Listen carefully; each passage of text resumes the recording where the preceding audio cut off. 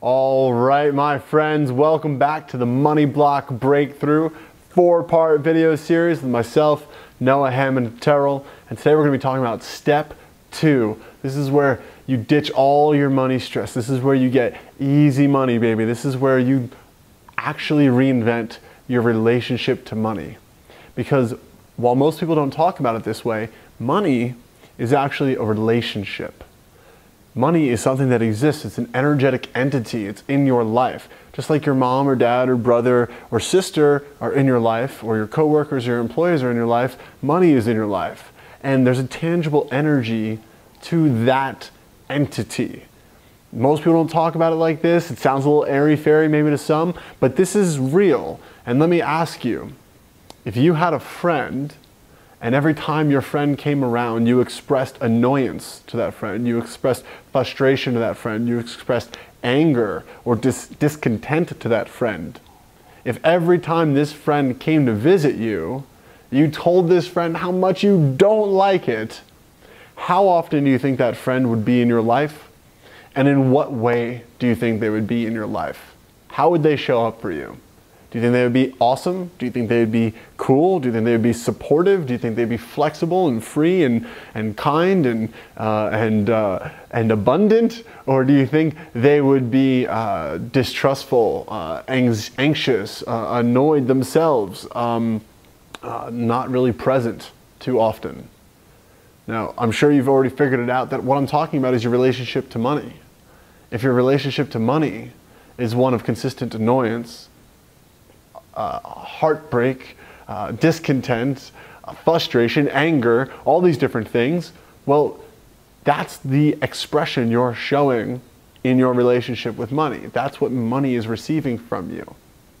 Now, contrary to popular belief, especially if you're struggling with money, money is a very high vibration. Money is our best friend. Money enables us to do the good work that we truly want to do in the world, to live a life of passion, of purpose, of meaning. Money is a tool that enables us to make things happen in a quick and efficient manner. So we must forge, in order to have any financial peace, in order to have money show up abundantly in your life, in order for it to be relieved as a stress point in your life, we must forge a positive, loving, caring, and appreciative relationship with money. Now, for the purpose of this and helping you do this, I'm going to give you the one key tool that you need to understand about forming this powerful, positive relationship with money. And I'm going to give you several examples that'll come up in all of our ordinary lives on a daily basis so that you can see how this principle really works. So there's one tool. We're keeping it real simple here. There's one important tool to create this empowered relationship with money, and that is appreciation. Appreciation or gratitude, whatever you'd like to call it. That one thing alone, just like you can transform your relationship with your spouse, your partner, your friends, your coworkers, appreciation and gratitude can dramatically transform your relationship with money. Even if you only have $3 of it in your pocket and you're like, how can I possibly appreciate these $3? I hate you, $3. We're gonna flip that and I'm gonna show you why and how. So let's talk about a really common one here, gasoline, gas prices. Everyone is taught by our news and our media to follow gas prices up and down and to stress when they go up by 25 cents and to be happy when they go down by 35 cents and to be annoyed at how much they are now versus how much they were. We're all guilty of this, and we've all had this conversation a million times, and it's really not any of our fault. This is the world we live in. The message is beaming to us all the time. Hey, gas prices. Hey, pay attention. Gas prices, gas prices, gas prices matter. This is the news. Gas prices matter.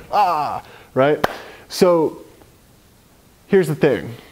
When you're filling up your car the next time and you're going, oh my God, it cost me 50 bucks to fill my tank. Or if you're in the UK or something, oh my God, it cost me 150 euros to fill my tank, but actually you got a little car. So it's like, oh, it cost me 70 euros. Anyway, the next time you're doing this, express massive appreciation to the money that you're spending. Just instead of feeling annoyed, like, dang, gas prices went up again, and expressing that annoyed energy at money and needing to spend money, express appreciation, like, wow, I'm so happy I'm able to go to work. I'm so happy I'm able to see my friends. I'm so happy I'm able to pick up my children from school. I'm so happy I was able to help my friend the other night when he needed me to grab him and his car had broken down. I'm so happy I have the freedom, the mobility to go see whatever part of my country I want to go see. I'm so happy that I don't have to sit in the heat of the summer while I'm going there because I have gasoline in my car. I'm so appreciative of that. I'm so appreciative that there's a scientist out there who knows how all this stuff works and how engines combust and how all of this comes together, and that all I have to do is show up and pay for it, and I get the luxury and the convenience of this abundance of mobility and options and choices that stems from just this little bit of gas. And I know the price went up, but it does that all the time. So I'm just happy. I'm just appreciative. Thank you, money, for purchasing the gasoline. All right? Sounds a little crazy, but when you start bringing this dramatic appreciation into every different way that you interact with money, money starts to love you like you love it. Just like if you had a friend and you went from chastising them every time you saw them to telling them how much you appreciate them and why you appreciate them, that friend would show up entirely differently. And this is something you can take in any relationship in your entire life, by the way. If you want to have a better relationship with your partner, start looking for the reasons to appreciate your partner. Start looking for the reasons to appreciate your boss, your coworkers, your family. You will start to shift those relationships just the same. And everything in your life becomes easy with gratitude and appreciation. So another common scenario, groceries. Now, especially if you're conscious of your food, you're conscious of what you take in, you like to eat organic, or you like to eat a lot of superfoods, exotic foods to give you great micronutrition, all those kinds of things, well, you might be spending a decent amount of money on your food. But really, again, an opportunity there to appreciate the abundance. Wow, maybe this organic pineapple was, $7 from Whole Foods or whatever, but this came from 1,000 miles away, was grown with love and care by a farmer who's willing to avoid the common mainstream practices of douse everything in pesticides, and instead he grew it the natural way that the earth actually sustains, and the way that our ancients actually used to grow their food too. And he did that with care and love, and then there was a shipping guy who drove through the heat because he doesn't have AC in his big old truck. He's got a truck full of pineapples and he brought it to the depot. And then there's a ship captain who sailed that ship up to here, and then there's a store clerk who took it off the thing and out onto the aisle, and then there's someone who manages the produce and makes them look all pretty when I'm looking at my sign. And all of that is all in occurrence and all available to me for $7. So I can have organic pineapple even though I don't live anywhere close to where it grows. This is a miracle in motion. I'm so grateful and appreciative that I get to use this money to buy this and to have the experience and the nourishment and the food. Massive appreciation, right? And when you do that, again, it might sound a little ridiculous. And this isn't something you have to do every time. You shouldn't be, having a conniption at the checkout line of Whole Foods going, oh my God, my groceries are so abundant. But you could. It wouldn't be a bad ripple of energy out into the world. And it's certainly not going to hurt the amount of money that wants to show up for you in your life. Now, one other common example I want to give is the unexpected expenses. The time that you go to change your oil for $20 or something, or you change it yourself and you find, oh man, this air filter's bad. Oh man, this thing is cracked. I need a whole new unit. I'm not a car guy, so I'm just speaking in complete layman's terms. That time when something happens that you totally didn't expect, and you go, oh, and your money crunches. It's like, oh, I gotta spend money I didn't even think I had to spend, and oh, I'm already tight on my money, and oh, it feels so constricting. That time, another time for massive appreciation, another time, another opportunity to express appreciation, because you know what? Even though it feels tight, we always have the money. And what a moment of gratitude that is, that, wow, I actually don't need to drive out of here with an automobile that isn't working, because I actually, even though it's tight and even though I didn't plan on spending it, I actually do have a way to generate that money so that this cracked thing isn't going to turn into a little oil leak that leads to my demise as I slip off the cliff because my brakes are out or whatever, right? I'm making total nonsense up, but there's so many reasons to be appreciative. Even when there's the unexpected expense, even when the prices are too high, even when it seems like an unfair cost.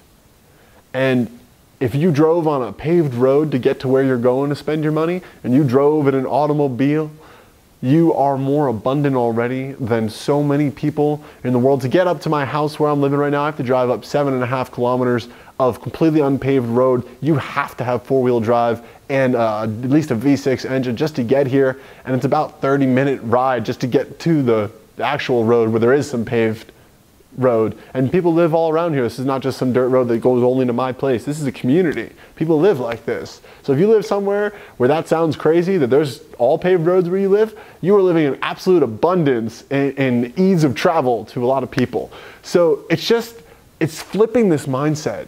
And I'm not poking fingers like, hey man, be appreciative. What I'm saying is that there's just an infinite amount of opportunities to show radical amounts of gratitude and appreciation for your money. And when you start making your relationship to money one of consistent gratitude and appreciation, just watch how things change for you. That's all I have to say about it now. So if you're enjoying this content, if it's bringing value to you, if you really feel a calling, like right now is the time to change your relationship with money forever, to up-level your understanding of money, of how to have money, of how to manage money, of how to be a conscious steward of abundant wealth for yourself and all that you are here to do good for. That's one of my affirmations. I'm a conscious steward of abundant wealth. If you're ready for all of that, we're doing a 4-week training called the Money Block Breakthrough, which you can access anytime by going to moneyblockbreakthrough.com.